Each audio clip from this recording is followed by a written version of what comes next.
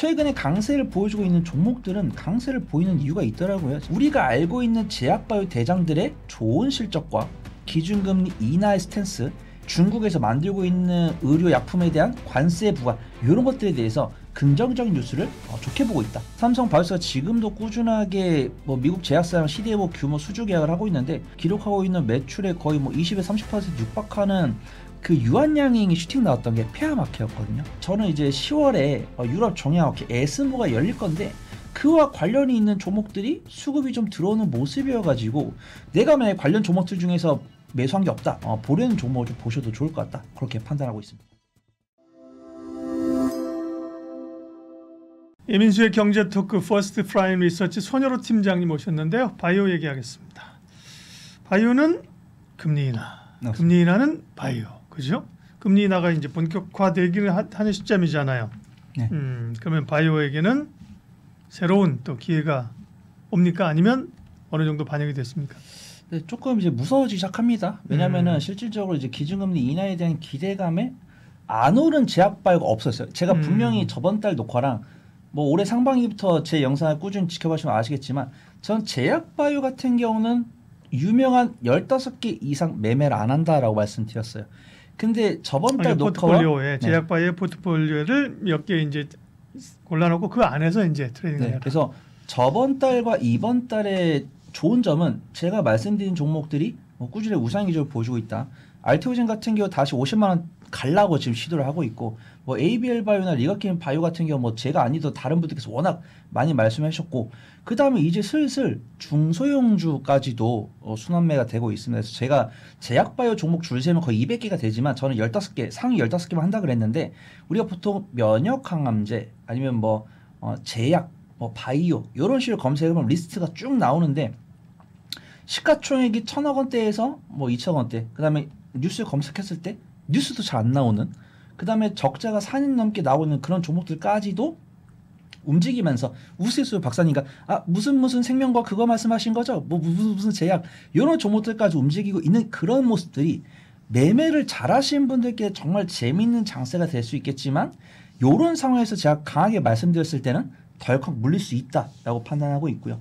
최근에 강세를 보여주고 있는 종목들은 강세를 보이는 이유가 있더라고요. 제가 알테오젠이나 ABL 바이오나 이런 종목들을 작년 상반기에 강하게 말씀 못 드리다가 작년 하반기라 올해 상반기부터 강하게 말씀드리는 이유가 실적이 나오기 때문이었죠. 그래서 물론 이 제약바이오의 맹점이 실적이 제조업처럼 분기마다 빵빵빵빵빵 찍히는 게 아니고 1년에 한 번, 2, 3년에 한 번 이렇게 찍혀있기 때문에 그런 모습들을 확인하기 전까지는 강하게 말씀드리기 어렵다라고 판단되고 있고, 그나마 오늘도 탑픽을 준비를 하면서도 고민을 많이 했습니다. 이 종목이 상장한 지 얼마 안 돼서 그나마 다행이지 특별하게 매출액이나 영업이익 이런 것들이 안 나오고 있기 때문에 굳이 제가 이 추천주라고 했을 때 내가 이 종목을 1년, 2년 보유를 해도 되는 그런 종목들 위주로 소개를 드리지만, 다행히도 신규 상장 종목이기 때문에 1년 이상 보유하는 것은 맞지만 제약바이오 관련했을 때는 제가 말씀드린 것처럼 제 아무리 대장급에 있는 종목이라고 하더라도 안타깝게도 반도체랑 2차 전지에 비해서는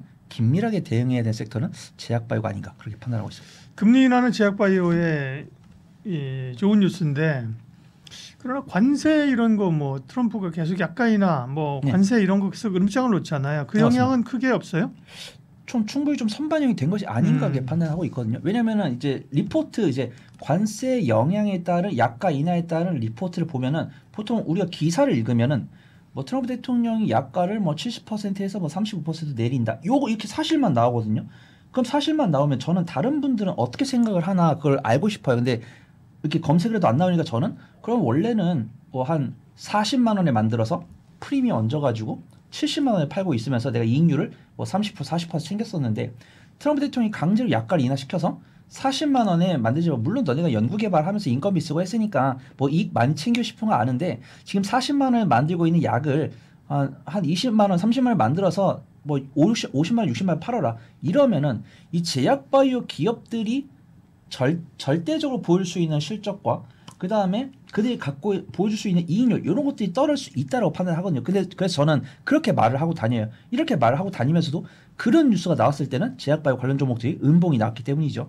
근데 그런 음봉이 나온 다음에 그런 우려를 하고 있음에도 불구하고 제약바이오가 우상 기조를 보여주고 있으니까 저는 그런 우려는 선반영이 된 것이 아닌가 그렇게 판단하고 있고, 투자분들께서는 우리가 알고 있는 제약바이오 대장들의 좋은 실적과 그 다음에 미국에 보일 수 있는 기준금리 인하의 스탠스, 그 다음에 미국에서 중국 바이오 기업들을 견제하고자 하는 뭐 생물보안법이라든가 중국에서 만들고 있는 의료약품에 대한 관세 부과 이런 것들에 대해서 부정적인 뉴스보다는 긍정적인 뉴스를 좋게 보고 있다. 그렇게 좀 판단하고 있습니다. 네.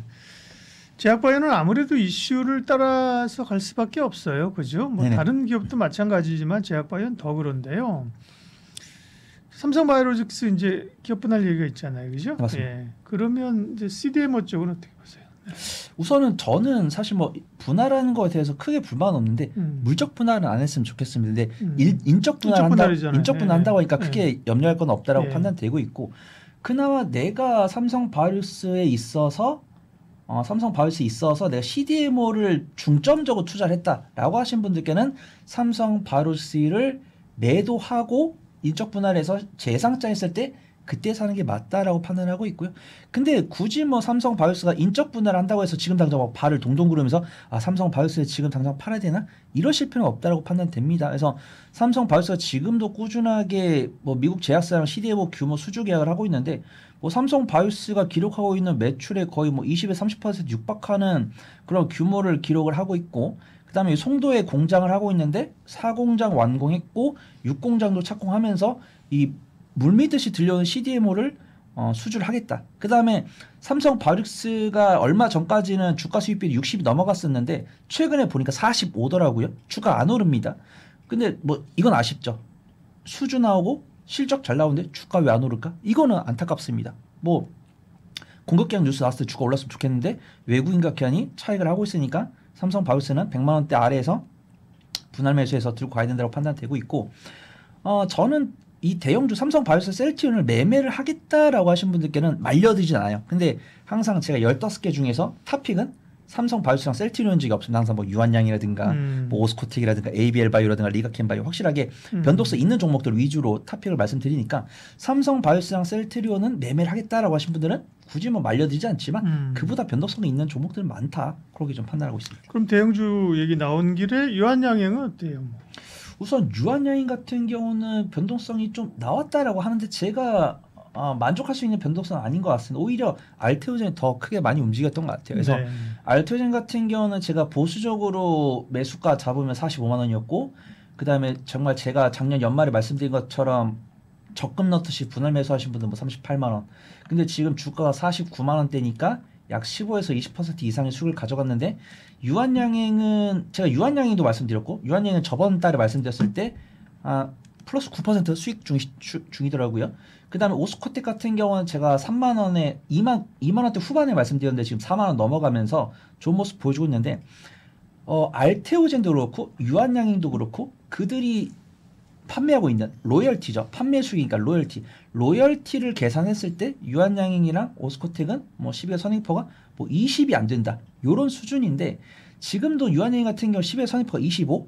그래서 제가 단순하게 계산기를 두들겼던 것보다 로열티는 안 찍히고 있습니다. 근데 그 부분 제가 틀릴 수 있죠. 왜냐면은 이제 렉라자가 얼마 팔릴 거다라는 전망이 있지만 더 팔릴 수도 있고 덜 팔릴 수도 있는데 이제 덜 팔린 거죠. 그래서 제가 전망이 틀렸지만, 제가 전망이 틀렸음에도 불구하고 유한양행을 뭐 전량 매도하셔라라고 말씀드리지 않는 이유가, 견조하게 실적이 나오고 있으면서도 계산기 틀렸을 뿐 주가는 이제 순항하고 있으니까 너무 염려할 필요 없다고 판단되고 있고요. 일단 뭐 저는 뭐 ADC나 뭐 플랫폼 네. 이쪽이 매력적으로 보인다. 그렇게 판단하고 있습니다. 여전히 그죠? 네. 네. 아까 얘기한 골라놓은 종목 15개 가운데 그런 게 들어있겠죠. 그죠? 대부분. 네, 그죠? 그렇습니다. 네, 바이오텍 같은 경우들. 자, 그러면 이제 바이오 관심 종목 보죠. 네. 네, 그렇습니다. 제가 저번 제약바이오 영상 때 보니까 요런 댓글이 있더라고요. 아니 뭐 제약바이오가 뭐 테마주도 아니고 뭐 일정주 매매를 하냐. 그런데 이거는 매매 기법 중 하나다라고 판단하고 있고요. 만약에 일정에 제약되지 않고 싶은 그런 종목을 원하시는 분들은 삼성바이오로직스, 그렇죠. 셀트리온, 네. 유한양행 요런 종목들을, 알테오젠 요런 종목들을 보시면 되고, 이거는 제가 매매 기법 중 하나입니다. 왜냐하면 우리가 일정 매매 하시는 분들 정말 많잖아요. 어떤 제약바이오, 제가 아는 분들은 이 모니터 위에다가 일간 제약바이오 학회 일정을 다 붙여놓습니다. 그래가지고 학회 일정 한 달 전에 참여 기업을 줄 세워가지고 분할 매수해가지고 뭐 슈팅 안 나면 그냥 매도하고 슈팅 나면 익절하는. 그래서 투자 스타일에 따라서 요 영상을 구독하신 분들도 나 일정 못 체크한다. 나 그때 이렇게 골프 치러 가야 된다. 이러신 분들은 유한양행, 알테오젠, 삼성 바이오스, 셀트리온 이런 종목들 보시고 일정이 넉넉하게 남았습니다. 우리가 보면은 이번에 그 유한양행이 슈팅 나왔던 게 페아마케였거든요. 예. 페아마케에서 자신들 만들고 있는 렉라제의 병행 요법에 대해서 발표를 했는데 이들이 어떤 일정 기간 동안 투약한 결과를 발표를 안 했는데 안 한 겁니다. 왜냐하면 우리가 보통 이 임상 기간 동안 10명한테 투약했는데 10명 중에 9명이 호전됐다. 10명 중에 10명이 악화됐다. 이런 결과를 내야 되는데 유한양이 이 기간 동안 투약을 했는데 악화된 사례가 없어서 발표를 안 했다라고 해요. 왜냐면은 석 달 동안 결과물이 나와야 발표를 하는데 결과물이 안 나와서 발표를 안 한 거니까 그런 기대감에서 이제 유한양의 슈팅이 나왔던 거고 지금도 저는 이제 10월에 유럽 종양학회 에스모가 열릴 건데 그와 관련이 있는 종목들이 수급이 좀 들어오는 모습이어가지고 그 중에서 제가 이미 말씀드렸던 종목이 있다라고 한다면 이미 보유하고 계신 분들은 즐겁게 지켜보셔도 되시고 내가 만약에 관련 종목들 중에서 매수한 게 없다라고 하시면 제가 오늘 보려는 종목을 좀 보셔도 좋을 것 같다 그렇게 판단하고 있습니다. 네. 알테오젠 그죠? 얘기하셨고 ABL 바이오, 리가켄 바이오 네. 그죠? 이런 것들이잖아요. 그죠? 네, 맞습니다. 대부분. 네. 그러면 오늘 또 추가적으로 말씀하실 기업은 뭐라고요? 네, 우선은 지금 유럽 종약회에 참여하는 기업들을 보면 한미약품, 네. 리가켄 바이오, ABL 바이오, 유한양행, 지아이노베이션, 앱티스인데 앱티스는 이제 비상장 기업이고 네. 그다음 한미약품 제가 비만당뇨 치료제 할 때 말씀드렸었던 적이 있고 리가켄 바이오랑 ABL 바이오는 작년 하반기부터 올해 상반기까지 꾸준하게 말씀드렸고 유한양행은 지난달 탑픽이었고 오스코텍도 예전에 말씀드린 적이 있습니다. 그래서 오늘은 저는 GI 이노베이션 보려고 하고 있고요. GI 이노베이션이랑 제가 에이프릴 바이오를 굉장히 고민을 많이 했었는데 확실히 제가 SMO를 준비했으니까 SMO에 참여를 하는 기업이죠. 우리가 잘 모르는 기업들 중에서 플랫폼 기업, 어떤 신약 기술을 개발해서 기술 이전하는 기업, 가장 전방에 있는 기업은 저는 ABL 바이오랑 리가켄 바이오다라고 판단하고 있고 2등주가 에이프릴 바이오랑 GI 이노베이션이거든요. 근데 여기서 이제 에이프릴 바이오 같은 경우는 기술 이전 사례가 2건이 있고 GI 이노베이션 같은 경우도 2건이 있는데 GI 이노베이션 같은 경우는 어떤 마일스톤을 아직 수령할 단계는 아닌데 기술 이전 이슈가 있고 그다음에 GI 이노베이션 같은 경우 이번에 유럽 종약화에 참여를 한다. 이런 뉴스가 있어서 좀 소개를 드리려고 합니다. GI 이노베이션 같은 경우는 파이프라인이 GI101, GI101A, GI201, GI301 이렇게 다양하게 4개에서 5가량 파이프라인 있는데 GI101이 면역항암제인데 이 면역항암제를 개량을 해가지고 GI101은 이제 정맥 주사형, 근데 GI101A는 피하 주사형인데 이 피하 주사형이 유럽에서 제형 특허를 취득을 했기 때문에 유럽 종약회에서 이 폐암 면역항암 관련해서 기술 발표했을 때 긍정적인 결과가 있지 않을까 그런 기대감이 있는 것 같습니다. 그래서 기술적 분석을 하더라도 제가 말씀드린 종목들 중에서 한미약품은 안전해 보이고요. 유한양행도 여전히 안전해 보입니다. 근데 리가켄 바이오나 ABL 바이오 같은 경우 많이 올랐기 때문에 분할 매수 좀 잘하셔야 된다고 판단되고 있고 이런 종목들을 제외했을 때 분할 매수를 조금만 잘하면서 수익 관점을 보되 이제 10월 중순에 있을 SMO 일정에 맞춰서 한 2, 3주 보유하면서 슈팅 기대할 수 있는 종목은 GI 이노베이션이 아닌가 판단해서 오늘의 탑픽으로 소개해드리도록 하겠습니다. 네. 바이오 이야기, 학회 모멘텀 그리고 관심주 15개 플러스 GI 이노베이션. GI 이노베이션은 15개 들어있는 건가? 안 들어있습니다. 들어있죠. 그러니까 네. 15 플러스 15 1입니다. 플러스 1.